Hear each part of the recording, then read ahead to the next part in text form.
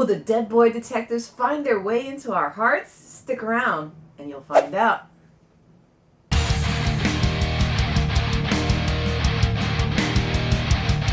Welcome, Misfits and Metalheads, to another episode of the Cutting Room Floor.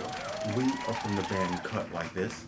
I am Thorn Black. I'm Rose Blood. And today we are talking about the Dead Boy Detectives, now streaming on Netflix, a Netflix original, I believe. But first, don't forget to like, subscribe, check our music out on here, YouTube, and Spotify. Rose, why don't you tell them a little bit about this one? Well, Dead Boy Detectives is actually a spin-off of the Sandman series.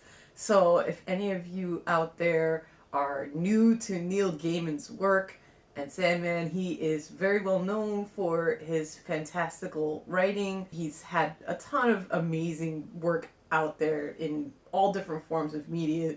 There's the amazing Good Omens. There's the Sandman series, as we said, Sandman series which is a big we one. Absolutely loved, and we should have probably covered on the show. Maybe we will sometime in the future. If that's what you want, put it in the comments, and we'll do it. But this show is actually also has been these characters have also been reprised in Doom Patrol. Doom Patrol season 3. Dead Boy Detectives were in it. So that's also where they've crossed over as well, because those are all under the Vertigo imprint. So those comics kind of crossed over into each other. So yeah, I was actually not really very familiar with the Dead Boy Detectives at all. I wasn't either. I thought it was just a brand new show. I Yeah, didn't know what it was coming from. Well, we did realize later on when we saw Death from Sandman, she appears in the Dead Boy Detectives. So, neither of us were familiar with it. So we kind of went into it with open eyes. I mean, open hearts and, just like, looking for something cool and fun. This is definitely on the lighter side, although a lot of dark things honestly happen in the show. It is pretty dark, but it has that CW candy-like sheen over it, Yes. which some people might not be as into. I was fine with it. It took me a second because I was like, wow, everybody in the show is incredibly pretty. It is written by somebody who has written for CW. It's definitely so there's a reason CW why. feel. There's a reason why there's that CW if feel. you didn't know and were watching it, you would say 100% this was a CW. Yeah, you can feel the CW-ness on all over it. But that doesn't, that's not anything bad. There's nothing wrong with liking things, you know what I mean? And there's nothing wrong with liking stuff even if it's popular or whatever. CW has made plenty of shows. Yeah, there's plenty of shows that we like from CW. It's totally okay. But, just be prepared for that. There's definitely a little less of the Neil Gaiman-ness and a little more of the CW-ness as compared to, for example, Sandman. But that doesn't mean that there's not a lot to enjoy here. So let's get into it. Here's some of the characters. We've got our Dead Boy Detectives, the titular Dead Boy Detectives, are Edwin Payne, who's played by George Rextrew, and we've got Charles Rowland, who's kind of the punkier. He's from like the 80s. Edwin is like the uptight English schoolboy, and he plays the uptight very well. He does. Right? He nails the uptight. I will say he's very much like he is a very repressed person, and you find out why from you find out as the show goes along and gives you more and more of his story and everything. So I'm not gonna ruin any of that for you. But just know he's like definitely like the super super smart, super brainy one, and the muscles is Charles Rowland, and he's more of like an 80s kind of new romantic kind of punk kid, and he's played by Jaden Reverie. He's definitely one of my characters that I really like from the show. He was in The Lodge. He was also in he was actually in Fate the Winx Saga, which is another CW creation and stuff, and he was good in that as well. So then we've got. No, that's not a CW creator. That's a Netflix show also. Yeah, but it's a CW. It's the same kind of CW vibe. Is what I'm saying. Later on, they, those two obviously had been, they've been together for a long time. They've been hanging and stuff, and they created this agency because they decide not to move on to the afterlife, and they want to help other ghosts solve their unfinished business so that they can, or whatever they need to solve, you know, because they feel like they got the hard end of the stick in their lives, and that nobody found out what happened to them. So they have this need for justice and to get justice for other people, which is a pretty admirable goal, really, if you think about it. Later on, they connect with a girl named Crystal Palace. She's played by Cassius Nelson, who has a long career in a lot of different series in the UK. She's in Hollyoaks, the TV series. I haven't seen it, and a short. She was in also Last Night in Soho, Pirates. Grant Chester is another TV series. So she's done a bunch of UK stuff. She was also in a series of Unfortunate Events as Fiona for 3 episodes. So she's done a lot of things. We're not as used to her because she's a UK actress, but she has a career in that world. Then we got the super hot butcher, Jenny Green. I mean, I would say that it was unrealistic for there to be this beautiful goth, butcher with tattoos and stuff. But I actually do know a really hot tattooed beautiful butcher. So surprisingly, is it surprising? No, it's actually not if you look at us. But I actually have a friend who does look like that and is a beautiful tattooed goth girl butcher. Anyway, interesting character. She's played by Brianna Cuoco, and if you think that last name sounds familiar, yes, she is related to Kaylee Cuoco from Big Bang Theory. Mm-hmm. She is, actually. That's her sister. I was like, the whole time I was looking at her, I kept looking at her, she had this, familiarity to me, but I didn't know what it was. And look at that. But she's also been in a lot of TV series. So let me just go over real quick. She was in the Flight Attendant TV series. She's the voice of Batgirl in the Harley Quinn animated series, which I am a huge fan of. No surprise there. So yeah, she has a very good career of her own and has proven herself. She's also in the TV series With Love, and series Secret Lives of College Escorts. Oh. She was in Curb Your Enthusiasm for an episode. She was in NCIS, Bold and Beautiful. She's been around in a lot of TV series. All right. I'm excited to see her because I think she's a really strong character in the show, and I think she's really talented. We've got also rounding out. We've got Ruth Connell from Supernatural as the night nurse, which is a very appropriate role for her. She is chewing up the scenery, doing a great job. We have Yuyu Kitamura as Nico Sasaki. She ends up having a case with the Dead Boy detectives and kind of becomes folded into their little crew. And we have an amazing witch, Esther Finch, played by Jen Lyon. Let me tell you, she is one of my favorite characters. I love her. I love what a bad, evil witch she is. She just does a great job. We have David Iacono as David the Demon, who is the ex of our girl, Crystal Palace. And my other favorite character, I'm just going to go real quick. I'm skipping ahead because I need to talk to you about the Cat King, played by Lucas Gage. The Cat King is exactly what it sounds like. He's the king of the freaking cats. And this dude struts his way through this series right into my heart. I love this character so much, and I think you guys are going to love him a lot too. This guy has sass for days. For days. He is so badass. He's so funny. He's really hot, in a scruffy way. He's got this scar on his lip. He's such a cat king. He just did a great job. He really, he got this role, and he's like, oh, I'm gonna make my stake here, and he just took a big old bite into that role, and he's obviously loving it and living it up in this role. He did a great job. I'm a big fan of that character. Mm-hmm. I really like him a lot. He stood out to me immediately from the moment that he struts onto the screen. You know what I mean? Like, that's it. I was like, okay, this is probably my favorite you character. seem to like that right character here. a lot. He's just so sassy, and he's I think it's cool. Like overall, they're trying to solve a bunch of monster murders, of the week, monster of the week kind of mysteries thing. Yeah, and stuff. yeah. Which I'm a big fan of that. Yeah, kind of I'm a big fan of that kind of setup myself. Very like in the vein of like Supernatural or some of the other shows. You know, I love the monster of the week.